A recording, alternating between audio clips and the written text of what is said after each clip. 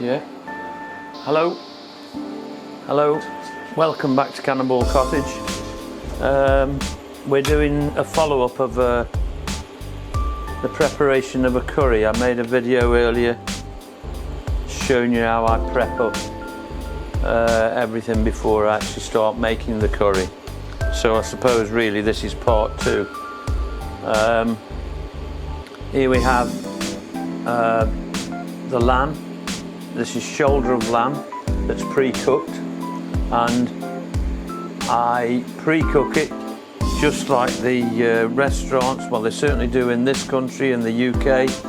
Any meat that you have or curry that you have in an Indian restaurant in the UK is pre-cooked. It doesn't matter what the meat is, it's all pre-cooked to speed up the procedure when they're in full service. The only thing that they cook fresh is the ingredients that we have here in front of us. So what we've got here is the lamb, 700 grams, so that's pre-cooked 700 grams, 1 onion. In this dish we've got ginger, garlic, which you can't see, it's finely diced underneath there, and 2 green chillies, which you just slice. The spices for the curry is 2 teaspoons of curry powder, Kashmiri curry powder, 1/4 teaspoon of black pepper, 1 teaspoon of Kashmiri chili, 1/2 teaspoon of turmeric, about 1/4 teaspoon of cardamom powder. We have some cumin, a teaspoon. We have some coriander, a teaspoon, and we have a teaspoon of garam masala. We have 1.5 teaspoons of salt. This dish here, we've got some fenugreek, dried fenugreek, which goes in a bit later.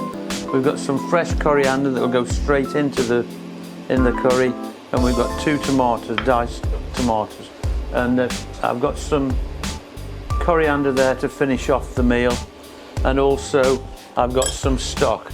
I've got some lamb stock, the stock that the lamb was cooked in, and also some tomato, 2 tablespoons of tomato puree paste, whichever. So I'm going to turn the heat up on the... I forgot to mention what's in this oil. I've got 2 bay leaves, 3 bay leaves because they're broken up. I've got 1/2 cinnamon stick, and the black seeds here are nigella seeds. And that's just flavouring the oil. It's just coming to temperature. I'm going to add the onions into this now. Turn the heat up and let's see if... Oh yeah, we've got a nice sizzle on there. Hope you can hear that. And we'll just get these onions started.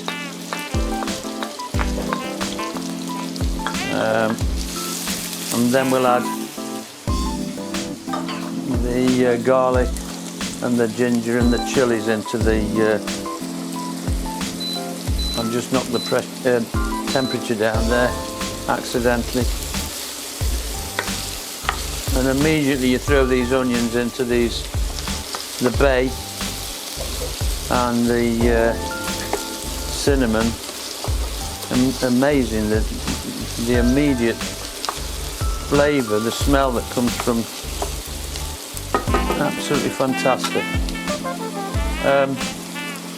This curry itself has got no name to it whatsoever. It isn't a masala, it isn't a boona,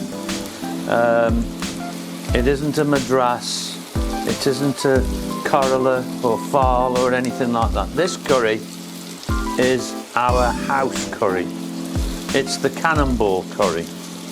And so if anybody's watching, the curry police that can tell me that I'm doing it wrong, it's not authentic, other than the fact it's authentic in our house.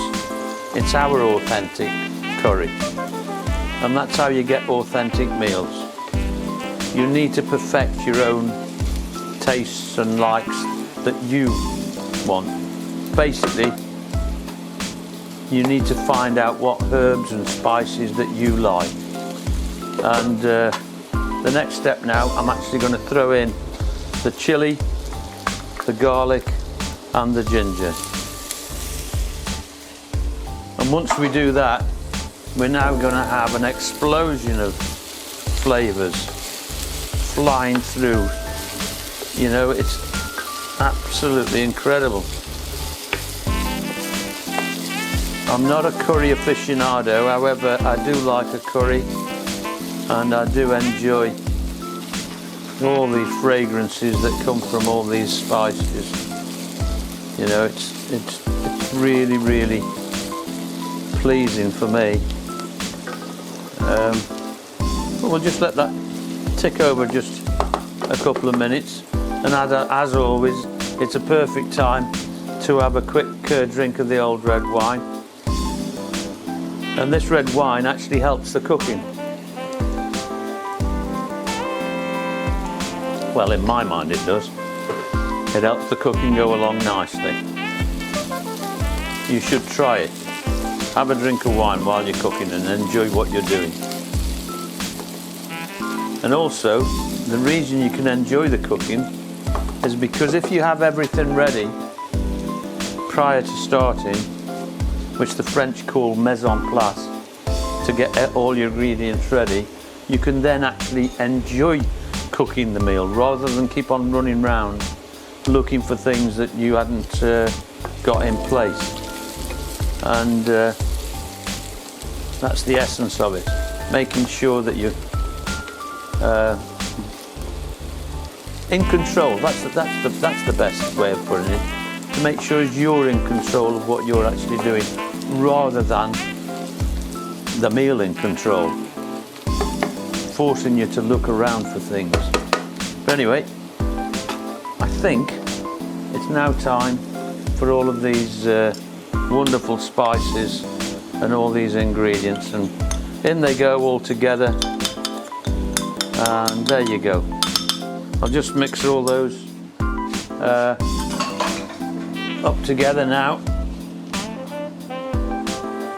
And there we go. Now this is where you need to be careful, because once you add all these dry ingredients, as you can see, it now starts to dry up and immediately starts hitting the bottom of the pan. And what we do to stop that drying and burning is just to add some of this stock, so as not to burn the herbs and spices. And I'll continue to put some of this stock into this mixture as we're cooking. And so the name of the game is, as soon as it starts becoming dry, like it is again now, is to add a little bit more liquid, just to keep it nice and smooth rather than drying out and burning.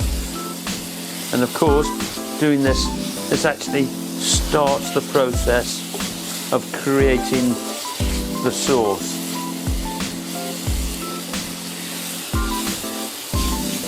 Look at that, absolutely. The smell is bouncing up my nostrils. It's incredible. It's sort of, wow, fantastic. Absolutely fantastic. Gonna add a bit more. There you go. Keep it bubbling away. Keep this heat. Rather than don't put all your stock in all at once. Otherwise, the temperature reduces dramatically, and the onion will boil rather than keep on sauteing or frying. While you keep the pan hot like this, these ingredients are still sauteing away. Absolutely wonderful. I'm now going to add some of the coriander, which these are stalks as well, not just the leaf. Good handful of coriander, and believe me, coriander changes and creates makes a real curry. And there it is, wonderful. Now I'm going to add a bit more stock.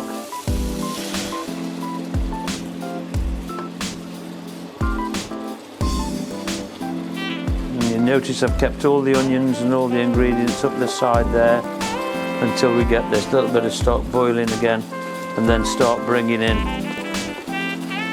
your ingredients from the sides of the pan.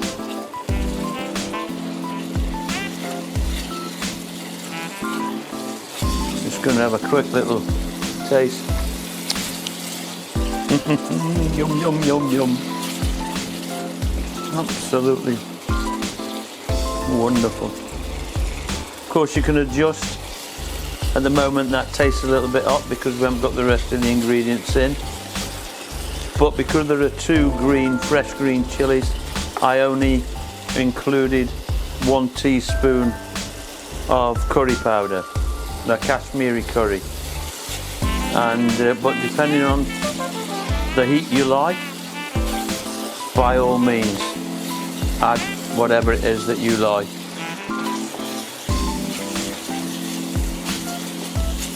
I'm now going to add the lamb. Again, as I say, this pre-cooked lamb. And this is shoulder of lamb, 700 grams of diced lamb. And then we coat all the lamb. I cook the lamb in with half a teaspoon of turmeric to add a little bit more flavour. And of course this is the stock from the lamb. And there you go. Here it goes, and it's beginning to develop now. In goes the tomato. Get that cooking down as well. You don't have to put tomato in it. It's just my preference. As I've said, this is our house curry, Cannonball cottage curry. It's based on some Indian curries, but I've juggled about with it and just to get the taste that we want. As I've said, there's no such thing as authentic, I personally think, because from each curry house to another curry house, every curry is different. So how can they become authentic? They're only authentic to the people that actually make them. And so now we're going to add some more of the stock.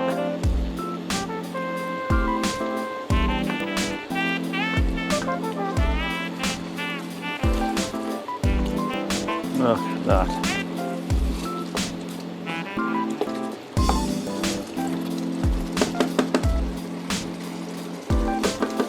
And a bit more. Now it's come to the boil.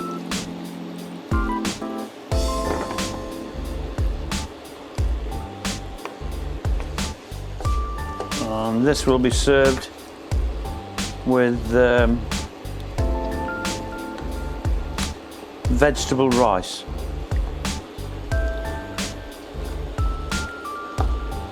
I'm just going to let that continue on. Now, under normal circumstances, what you do now is just let this simmer away so it thickens up. But for video purposes, wow. Oh, that is yum, yum, yum. The taste is fantastic. It really is. I'm just gonna break my rule here and do something that I don't usually do. But what I'm trying to do is speed up the process. And I'll show you what I'm going to do so that add a bit more sauce.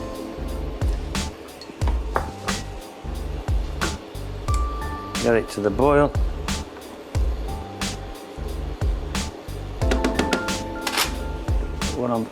As I said, under normal circumstances I would let that simmer down and it would thicken up, but what I'm actually going to do, I'm going to add a little bit of corn flour to give you the idea of how thick, or maybe not. Maybe you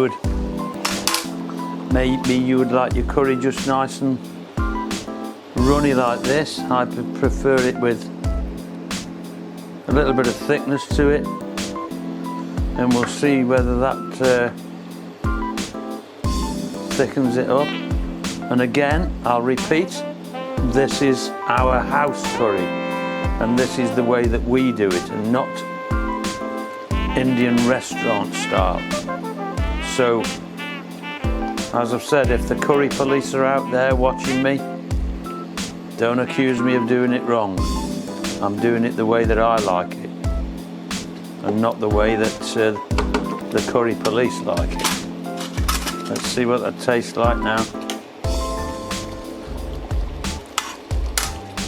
Wow, it tastes absolutely wonderful. I'm actually going to I'm going to thicken it again slightly and see what we come up with. I don't want to over thicken it, but in my case I don't want it too runny. So,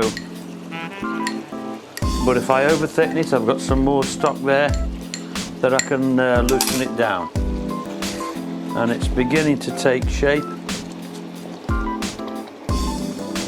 I'll just put that a little bit more in there. There won't be going any more in, because if I have over thickened it, I can loosen it down with the rest of the stock that we've got there. Now I must admit, it's actually getting to the texture that I prefer. It's got this wonderful texture. Stick to your ribs, that's the thing. Once you get it down there inside you, once you're eating this,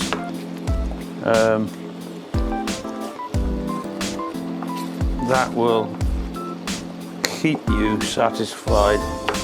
Look at that. Now that is a real picture. I'm going to cut the temperature down slightly, because otherwise it's going to bubble away. And taste.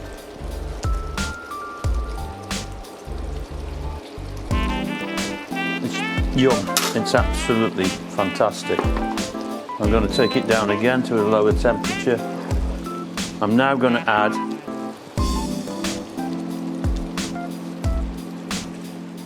the taste that creates, if you want to call it authentic, and that's the fenugreek, and that gives it the taste of what the Indian restaurants use, and it sort of enhances all those other herbs and spices that you've put in there. That fenugreek really finishes it off. I'm going to turn it down again a little bit, just so that it seems to be it's absolute yum. It really is.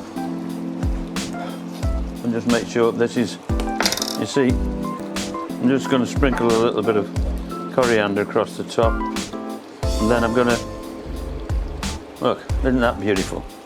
What a fantastic meal. That's all you can say. Cannonball curry. So what we'll do is, I'll just show you this rice that we're going to be using. This is just being prepared here on the stove at the back, and what we're going to do is serve it up with vegetable rice. Wow, look at that. Fantastic. And there you can see. Look at the vegetable rice there, just some mixed vegetables mixed into the rice. And just for demonstration purposes, here we go. Just look at that. Fantastic.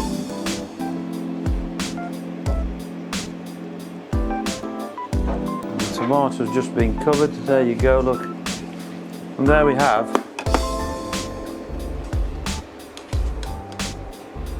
lamb, Cannonball Cottage lamb curry. Just put a little bit more coriander across the top there, just to finish it off. And that is our house curry. Lamb curry here in Cannonball Cottage in the afternoon. I hope you've enjoyed this second part of this curry, part 2. Please give us a thumbs up, give us a share, subscribe to our channel and make a comment, and I'll get back to you with any queries that you may well have. I'm just going to give it a little bit of it, another taste with the rice, just to see. Well, I know what it tastes like. It's absolutely wonderful.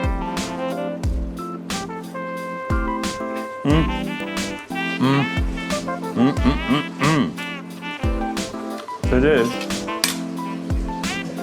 and it has turned out absolutely spot on. Anyway, I keep on waffling on. Thanks very much for watching. Cheers everyone. See you again soon.